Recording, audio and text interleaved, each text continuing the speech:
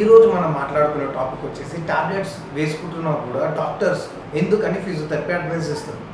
So ఈ doubt చాలా మందికి ఉంది. టాబ్లెట్స్ వేసుకుంటాం కదా, మళ్ళీ ఫిజియోథెరపీ ఎందుకు చేయించుకోవాలని చెప్పి. మొన్న చెప్పిన మా ఫ్రెండ్ ఎగ్జాంపుల్లో తీసుకోండి. వాడు నా దగ్గరకు వచ్చాడు, అరే టాబ్లెట్లు వేసుకుంటాం కదా మళ్ళీ ఫిజియోథెరపీ ఎందుకని. సో దీని గురించి డీటెయిల్గా ఈ వీడియోలో డిస్కస్ చేద్దాం. సో పెయిన్ వల్ల ఉపయోగం ఏంటిదంటే, మీకు పెయిన్ వచ్చింది కాబట్టి బ్రెయిన్ అక్కడ ఏదో ప్రాబ్లం ఉందని తెలుసుకుంటుంది. సో దాన్ని రిపేర్ చేస్తుంది అనమాట. సపోజ్ మీకు ఒక దగ్గర దెబ్బ తగిలింది అనుకోండి, ఎందుకు అక్కడ నుంచి మీకు బ్రెయిన్కి సిగ్నల్స్ వెళ్తాయి, ఏంటిది ఇక్కడ దెబ్బ తగిలింది, అక్కడ ఏదో రిపేర్ అవసరం. సపోజ్ మెడ నొప్పి తీసుకున్నాం, మీకు మెడలు వస్తున్నాయి. ఓకే, సో మెడ నొప్పి మీకు ఎలా తెలుస్తుంది? నొప్పి వస్తుంది.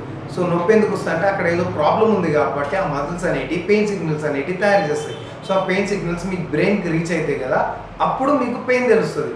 పెయిన్ అనేది ఏంటంటే అక్కడ ఏదో ప్రాబ్లం ఉందని మీ బాడీ మీకు తెలుసుకోవడానికి ఇచ్చే వార్నింగ్స్ అయినే పెయిన్. సో మీకు రోజు రోజుకి పెయిన్ తగ్గకుండా వస్తుంది. బికాస్ మన బాడీలో పెయిన్ కంట్రోల్ చేసే మెకానిజం అనేది ఒకటి ఉంటుంది కాబట్టి. సో ఇది గుర్తుపెట్టుకోండి. తర్వాత సో ఇంకా అసలు మ్యాటర్కి వద్దాం. పెయిన్ కిల్లర్స్ ఏం చేస్తాయంటే ప్రాబ్లం ఉన్న ఏరియా నుండి పెయిన్ సిగ్నల్స్ని కంట్రోల్ చేసి మీకు ఎక్కువ పెయిన్ తెలియకుండా ఆపుతుంది అన్నమాట. అయితే ఈ పెయిన్ కిల్లర్స్ ఎప్పుడు పనిచేస్తాయంటే అక్యూట్ లేదా తక్కువ రోజుల నుండి ఉండే నొప్పి ఉంటుంది చూసారా, సో దానికైతే ఈ పెయిన్ కిల్లర్స్ మంచిగా పనిచేస్తాయి. కానీ లాంగ్ లాస్టింగ్ అంటే ఎక్కువ కాలం నుంచి ఉంటుంది చూసారా నొప్పులు, సో దానికి మాత్రం అంత ఎఫెక్టివ్గా పనిచేయదు. అప్పుడు ఏమవుతుందంటే మీరు ట్యాబ్లెట్ వేసుకుంటారు కదా, అప్పుడు వేసుకున్న మందమే మీకు రిలాక్స్ ఉంటుంది. కానీ కాసేపు అయినాక మళ్ళీ మీకు ఆ పెయిన్ అగ్రివేట్ అవుతుంది అనమాట. అంటే మళ్ళీ బ్యాక్ వచ్చేస్తుంది నార్మల్.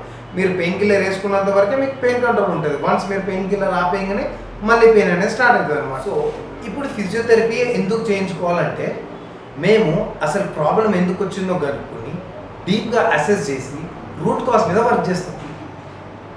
ఎగ్జాంపుల్ తీసుకోండి, నెక్ పెయిన్ తీసుకున్నాం. మా ఫ్రెండ్ మొన్న చెప్పినట్టు వాడు సాఫ్ట్వేర్ ఎంప్లాయ్. ఓకే, ఎక్కువసేపు కూర్చుంటాడు అనమాట. సో కరెక్ట్ కూర్చొని వర్క్ చేయడు కాబట్టి ఆ నెక్ పెయిన్ ప్రాబ్లం అనేది స్టార్ట్ అయింది. సో సిస్టమ్ ముందు ఎట్లా కూర్చోవాలో చెప్పి లాంగ్ అవర్స్ కూర్చుంటాడు కాబట్టి నెక్ స్ట్రెంథనింగ్ ఎక్సర్సైజెస్ చెప్తాం. ఒక్కసారి మజిల్ స్ట్రెంత్ అయినాక బోన్ మీద వెళ్ళే లోడ్ తగ్గుతుంది అనమాట. అండ్ నొప్పిని తగ్గించడానికి చేసేది కొన్ని థెరపీస్ ఉంటాయి అన్నమాట. మేము చేసేది ఐఎఫ్టి, టెన్స్, అల్ట్రాసౌండ్ అండ్ ఇంకా కొన్ని రకాలు ఉంటాయి అన్నమాట.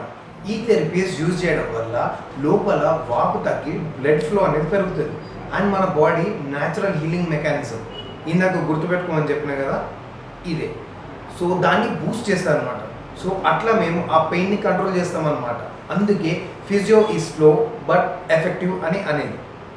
ఇప్పటిదాకా నేను చెప్పిందంతా బేసిక్ అంటే జస్ట్ ఒక పైన లేయర్ లాగా అనమాట. సో ఇంకా చెప్పకపోతే చాలా లాంగ్ లెంతీ అయిపోతుంది. సో ఈ వీడియో మీకు నచ్చిందని నేను అనుకుంటున్నా. సో ఇలాంటి కంటెంట్ కోసం దయచేసి ఛానల్ సబ్స్క్రైబ్ చేయండి.